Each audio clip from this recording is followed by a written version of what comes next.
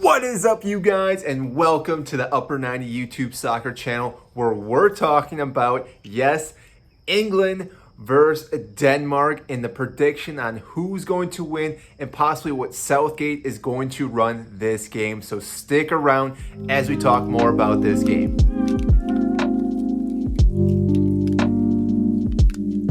For those that don't know who I am, my name is Mike. Huge Chelsea fan. If you are new to this channel, make sure to like and subscribe down below.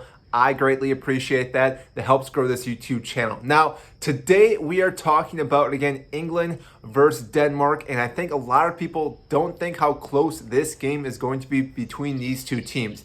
Now, let's start with Denmark because, again, we know what's going on with the squad. Christian Eriksen went down their first game with a heart injury, and since then this team has just been rallying behind that, and they've been playing out of their minds. Now, granted, they do have a lot of solid players. Their goalkeeper is one of the best goalkeepers in the world. I believe that. You should believe that as well. Schmeichel has been there for so long that, again, he's so credible and a good player to have between the sticks for Denmark. Next to that, then, we have some of the best defenders for Denmark. Again, he's a Chelsea player, so I'm going to kind of praise him a little bit more. But Christensen has been playing great in this tournament. He had that amazing goal, but overall, he's been able to clear balls out of the box, but also play a lot of good balls to some of his other players. In the midfield, again, that's where they lost Christensen, but again, Højbjerg had stepped up and has been playing out of his mind as well, along with a few other players that have been playing great for Denmark. And even in their top, then, they have Braithwaite from Barcelona. Not that he's been playing a lot, but again, you never know when he can score, along with Dolberg as well as their other forwards. So this team actually is pretty stacked for the most part. And again, I think people are forgetting about this, that they have a lot of players that play well together, but also can elevate and carry the team as well. And therefore, I think England may have a harder time against Denmark than what they think, due to the fact that they're able to defend so well, but they're able to attack as well. Now, I believe, from my understanding, they have the most shots on target, which, yes, Pickford has not let up a goal. Today may be that day, and we will see, though.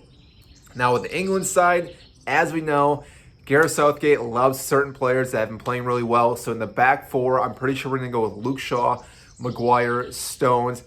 The right back, again, it's a little tricky because I think he's going to go with Kyle Walker just because of the pace and everything. They think they're going to need that.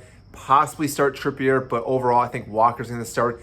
In that midfield, again, he's going to go with Phillips and Rice. I think those two guys have been playing so well. They did not pick up a yellow card in their last game, so they're not suspended for this game, and they can't get suspended for the next game unless they get a red card. So Gareth Southgate's been loving these two guys, so obviously he's going to keep playing these two guys. And I think Mason Mount is going to play right in front of them again like he did in their last game.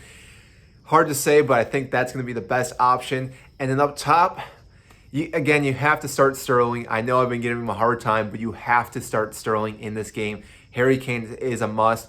On that right side, I think Sancho is going to get the vote again, or the pick again, for starting in this squad. I could see possibly a different player, but I think with how well they played against Ukraine, scoring that many goals, it's hard not to pick Sancho. So overall, I think that is going to be the starting lineup for England. And yes, I think that's probably the best lineup because Sterling has been playing so well in this tournament. You have to start him. Kane now is just finding his rhythm in this tournament, scoring multiple goals in multiple games now, and I think he can score again in this game. And Sancho, yes, he's that player that can really get through the defense by dribbling, making runs, making passes, and therefore they obviously need a creative player on the wing, and he's that guy that they have as well. And then with, again, the three in the midfield, Mount, Rice, and Phillips, those guys can really hold their own, not allowing anything really to happen.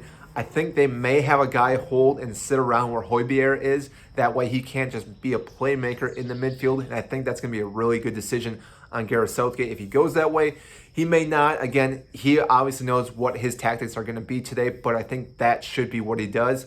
And therefore, if England can do everything they need to, they should win this game.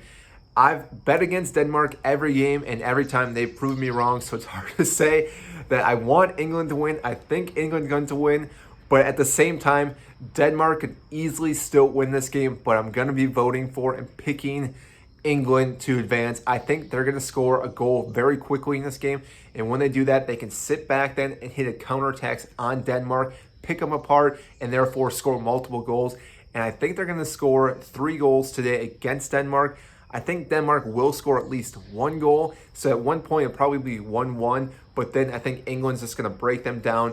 Denmark's going to get fatigued and eventually let up another goal. And then they're going to come forward, and England's going to beat them one more time on the counterattack. So overall, I think that we're going to see an England versus Italy final for the Euros, and therefore Jorginho Emerson could win from Chelsea. Yes, from Chelsea could actually win the tournament, or Mason Mount, Ben Chilwell, who hasn't played, and Reece James from Chelsea could win the Euros. Either way, we're having multiple players win the Euros. Even if Denmark go on, we got Christensen as well. So we're going to have at least one Chelsea player win the Euros. So that is all I have for you today. If you did enjoy this video, make sure to like and subscribe down below.